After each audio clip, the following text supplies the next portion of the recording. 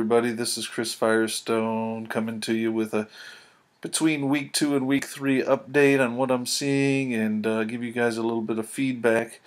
I want to encourage you to keep up with the readings and to keep engaging with the seminal aspects of the course. It's easy in a course like this to get out of rhythm, but I want to make sure that you guys don't needlessly lose points by turning in work late or by outright missing something or whatever. And so I'm going to talk to you just a little bit about where we've come from, where we're going here. You guys will recall that we've been dealing with René Descartes and Blaise Pascal here at the end of Unit 2. These are two seminal thinkers in the history of Western thought. They both come at the beginning of the modern period in the 16th and 17th centuries when science was just beginning to take off. René Descartes is a significant figure because he really signals the turn to epistemology, his first philosophy in philosophy. That is, the question of knowledge as opposed to the nature of reality has become really all important in contemporary thought, and it's because of thinkers like Pascal and Descartes and Thomas Hobbes and Baruch Spinoza and so forth that this turn happened. Descartes, of course, really raises the question of how can I know and how can I be certain of what I know at the beginning of the Meditations. Thinkers after Descartes took this cue, and he became very important in the years to come.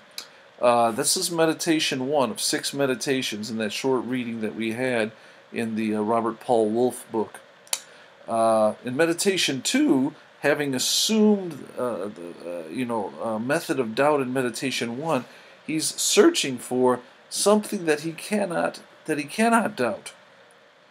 And he looks at all kinds of possibilities, and he settles in on the fact that he can't doubt that he's thinking. That he takes this to be an Archimedean reference point for all knowledge, that I must be a thinking being.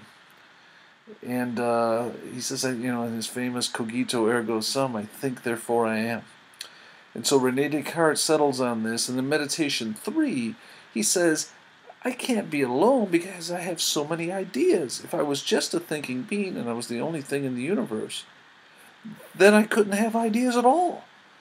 But whatever is causing these ideas must be a cause sufficient to the ideas that I have. And I have many perfect ideas, therefore the cause must be perfect for my ideas. God must be a being just like me, and he must be an infinite thinking being.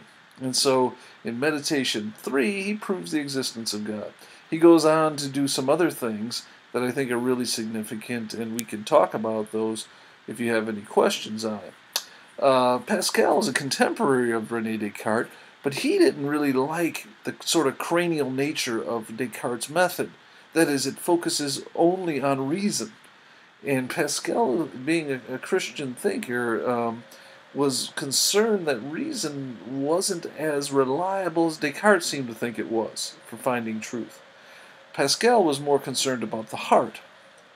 And he's one of his famous quotations is the heart has reasons that reason knows nothing of, and so the French even till today will say, are you a Pascalian or a Cartesian, depending on whether or not you lead with the heart or lead with the head.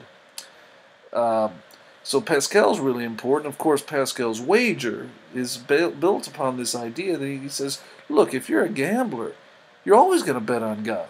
Because if you bet on God, you have an infinite possible gain. If you bet against him and he exists, you have infinite loss. If God doesn't exist, then you're only dealing with finite small quantities here, and therefore, why worry? But if he does exist, it's better to believe in him. Therefore, belief is always the wise way to go. Anyway, that's not the only thing that Pascal is famous for. He wrote a book called Pensée, in which he gives some really fantastic ideas regarding God and the existence of the person and the sort of the human condition and so forth. Highly recommend that you guys have a look at that book. It's great bedtime reading. And he wrote it basically on his deathbed in his 30s. He died young. He was a really influential guy for the number of years that he lived. Anyway, I just wanted to encourage you guys. Be sure that you're tracking along with the readings. I can look at your writing and tell when you've read the work and you're actually sort of grappling with it, and when you're just kind of surfing online and grabbing material and dropping it in there and hoping that it answers the question. Some of you are doing one, or some of you are doing the other. If you're just grabbing stuff off the web, you're in danger, A, of plagiarism, and B, of really not giving me a sense of what you know and don't know. And that's really all I'm looking for, is a page interacting with the readings on the question at hand in your own words. And, I will respond to you, as you guys have probably noticed in my comments when I give you your work back. Okay, that's it for now. It's pretty late here, and I hope you get some rest and are tracking along with the course, and I look forward to catching up with you guys again soon. Bye for now.